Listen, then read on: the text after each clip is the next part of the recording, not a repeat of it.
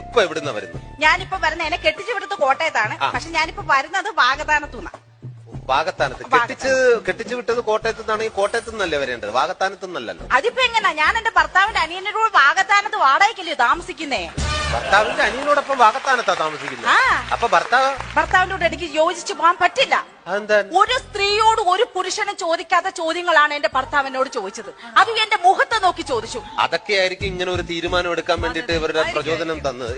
എന്താണ് അദ്ദേഹം മുഖത്ത് നോക്കി ചോദിക്കാൻ പറ്റാത്ത എന്താണ് ചോദിച്ചത്? മ്ലേച്ഛമായ ചോദ്യങ്ങളാണ്, മ്ലേച്ഛമായ ആവശ്യങ്ങളായിരുന്നു അദ്ദേഹത്തിനുള്ളത്. എന്തായിരുന്നു പറയും? അദ്ദേഹം എന്നോട് പറഞ്ഞു, എനിക്ക് ഈ ഒരു പൊതുവേദിയിൽ നിന്ന് പറയാൻ പാടില്ലാത്തതാണ്. അല്ല, എന്നാലും പിന്നെ അങ്ങനെ പുരുഷന്മാരെ അത്തരത്തിൽ എന്താണ് പറഞ്ഞത് നമുക്കൊന്ന് അറിഞ്ഞാൽ കൊള്ളാം. ഏതായാലും നിങ്ങൾ നിർബന്ധിച്ച സ്ഥിതിക്ക് ഞാൻ അങ്ങ് പറഞ്ഞേക്കാം. അദ്ദേഹം എന്നോട് പറഞ്ഞ എന്താണെന്ന് അറിയാമോ? ഭർത്താവ് പറയാ, രാവിലെ 6 മണിക്ക് ഞാൻ എഴുന്നേക്കണമത്രേ, അങ്ങർക്ക് ചായ ഉണ്ടാക്കി കൊടുക്കണമത്രേ, അങ്ങനെ തുണികൾ കഴുകണമത്രേ. അതെല്ലാം ഞാൻ സഹിക്കാം. അവസാനം അയാൾ പറയുന്നു, അയാളുടെ കുഞ്ഞുങ്ങളെ ഞാൻ പ്രസവിക്കണമത്രേ, അതുങ്ങളെ ഞാൻ വളർത്തണമത്രേ. ഏതെങ്കിലും ഒരു ഭർത്താവ് ഒരു ഭാര്യയോട് ചോദിക്കാവുന്ന ചോദ്യങ്ങളാണോ ഇതൊക്കെ? അല്ല, സ്ത്രീകൾക്കെതിരെയുള്ള ഇത്തരം പരാമർശങ്ങളെ ഞങ്ങൾ തടഞ്ഞിരിക്കും.